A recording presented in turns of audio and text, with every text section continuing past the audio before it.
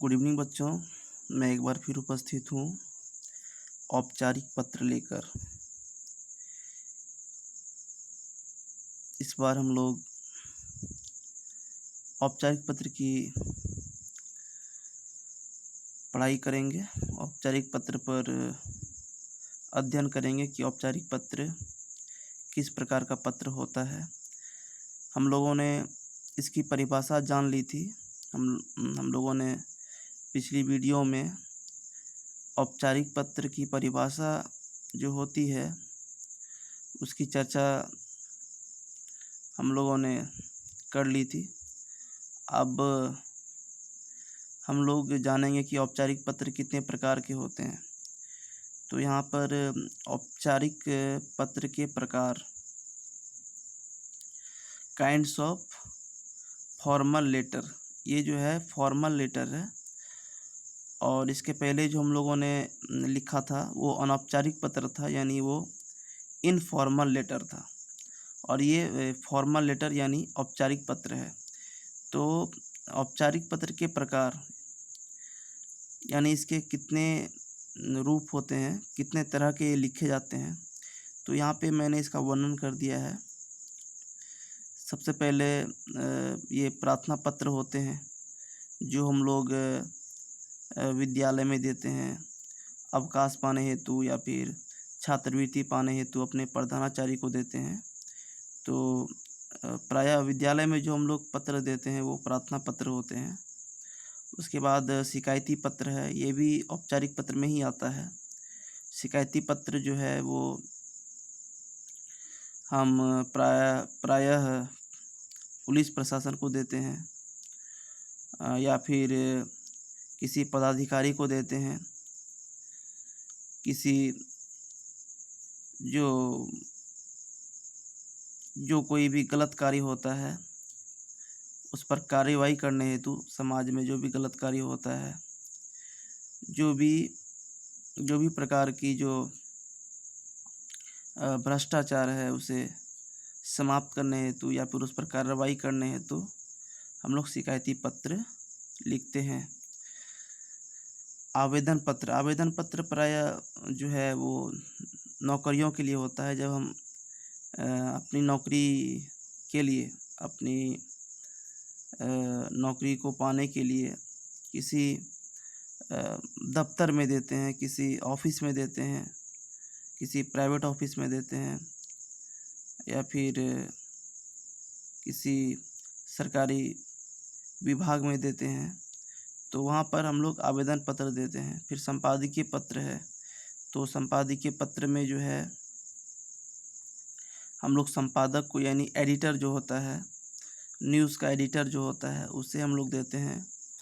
किसी लेख को छापने के लिए, आपने कोई लेख लिखा है और उसे आपको छपवाना है जनहित के लिए, लोकहित के लिए, तो आप संपादक को पत्र लिखेंगे और उसमें आप उनसे यह निवेदन करेंगे कि आपका लेख वो उस न्यूज़पेपर में, उस समाचार पत्र में छापे।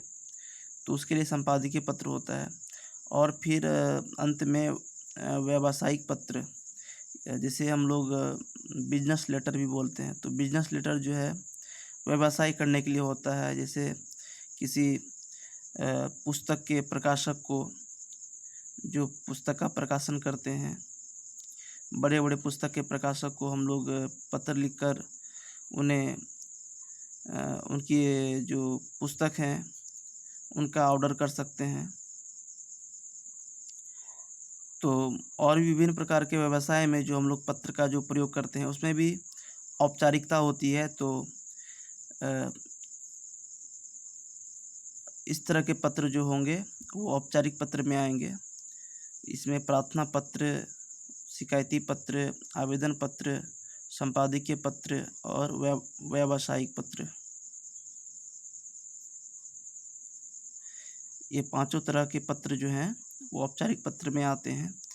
और हम लोग जो अभी सबसे पहले हम लोग जो पढ़ेंगे औपचारिक पत्र में वो प्रार्थना पत्र पढ़ेंगे, जो कक्षा 5वीं के लिए ज़्यादा उपयुक्त है और ज़्यादा उचित है पढ़ना। तो सबसे पहले हम लोग प्रार्थना पत्र के बारे में पढ़ेंगे और फिर ज़्यादा से ज़्यादा हम लोग शिकायती पत्र तक जाएंगे और आगे जब हम लोग कक्षा बढ़ते जाएंगे तो फिर हम लोग आवेदन पत्र और संपादकीय पत्र, उसके साथ साथ व्यावसायिक पत्र भी सीखेंगे। तो प्रार्थना पत्र हम लोग सबसे पहले हम लोग सीखेंगे किस तरह प्रार्थना पत्र लिखा जाता है, इसका क्या फॉर्मेट होता है, इसका ढांचा क्या होता है, इन सभी चीज़ों के बारे में हम लोग अध्ययन करेंगे।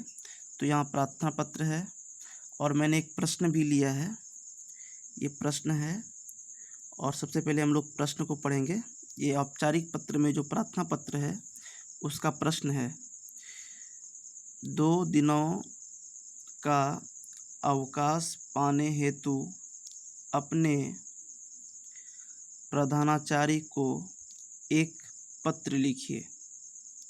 इसमें हमें अवकाश के लिए अपने प्रधानाचार्य को अपने विद्यालय में ये पत्र भेजना है और इस पत्र का जो प्रारूप होगा, इस पत्र का जो फॉर्मेट होगा, जो ढांचा होगा वो इस प्रकार होगा। सबसे पहले हम लोग जो आरंभ करेंगे वो सेवा में से करेंगे, तो यहाँ पर लिख देंगे सेवा में, उसके बाद फिर यहाँ पे कोमा देंगे, फिर उसके बाद प्रधानाचार्य महोदय, फिर कोमा देंगे, उसके बाद फिर विद्यालय का नाम लिखेंगे, आप जिस विद्यालय में पढ़ते हैं। तो यहाँ पर मैंने लिखा है संत जेवियर्स स्कूल, उसके बाद फिर कोमा देना है, उसके बाद फिर साहेबगंज झारखंड और उसके बाद फिर पूर्ण विराम देना है।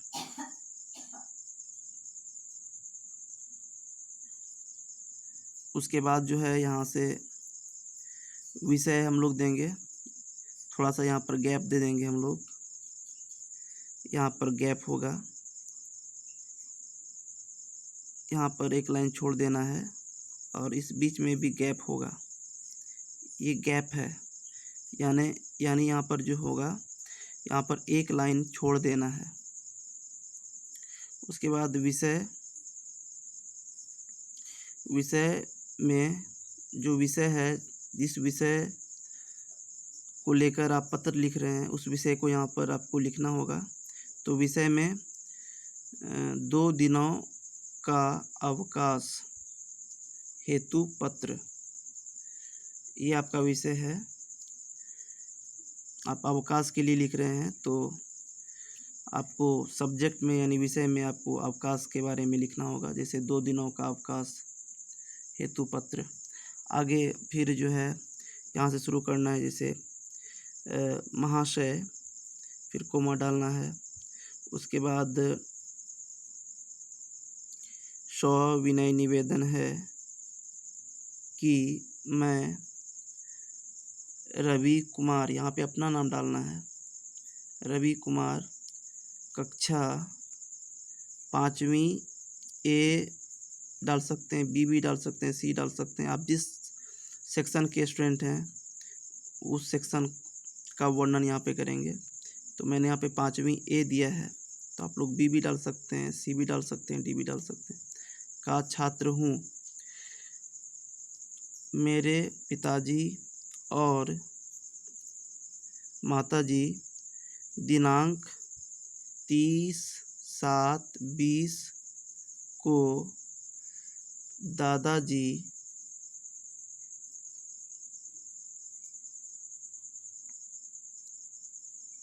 का इलाज कराने पटना जा रहे हैं, पूर्ण विराम। घर में अन्य सदस्य ना होने की वजह से मुझे भी उनके साथ वहाँ जाना पड़ेगा। इस दौरान मैं दिनांक 30/7/20 से 31/7/20 तक विद्यालय में उपस्थित नहीं हो सकूँगा। यहाँ पर पैराग्राफ चेंज करना है, यहाँ पे गैप होना चाहिए और फिर इसके फिर सीध में ही आपको लिखना है, शुरू करना है सेकेंड पैराग्राफ। अतः श्रीमान से प्रार्थना है कि मुझे इन 2 दिनों का अवकाश देने की कृपा करें। इस कार्य के लिए मैं आपका सदा आभारी रहूँगा। पूर्ण विराम। आपका आज्ञाकारी छात्र, छात्रा। छात्र जो है बालक है, यदि लड़का है तो छात्र लगाएंगे और लड़कियां जो हैं वो छात्रा का प्रयोग करेंगे। जितनी भी बालिकाएं हैं उन्हें छात्रा प्रयोग करना चाहिए और बालकों को छात्र का प्रयोग करना चाहिए। उसके बाद यहाँ पे अपना नाम, जो भी आपका नाम है, फिर कक्षा, उसके बाद फिर क्रमांक। क्रमांक मतलब यहाँ पे रोल नंबर होता है, इसको रोल नंबर है ये। तो इस क्रमांक जो है वो रोल नंबर है, जो आपका क्रमांक है वो यहाँ पे डालेंगे। और यहाँ पर दिनांक जो है औपचारिक पत्र में क्या करते थे तो ऊपर में डालते थे, लेकिन यहाँ पर ये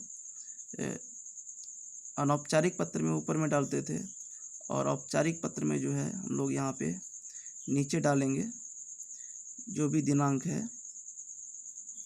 जैसे आज 29/7/20 है तो ये दिनांक डालेंगे और फिर इस प्रकार पत्र को समाप्त करेंगे। पत्र में एक जगह यहाँ पर मैंने जो है विद्यालय का 2 तरह से प्रयोग किया है, तो आप लोग ये विद्यालय का प्रयोग ना करें, ये थोड़ा जटिल है। ये जो है हलंत वाला जो है ये समझ में आता है कि 2 और यो का जो है दोनों मेल हुआ है, दोनों का संयुक्त है।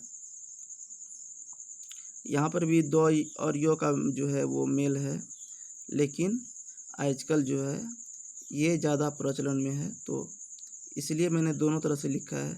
आपको जो सुविधा हो, आप दोनों में से जो विद्यालय लिखना आपको ज़्यादा आसान हो, सरल हो, आप उसका प्रयोग करेंगे।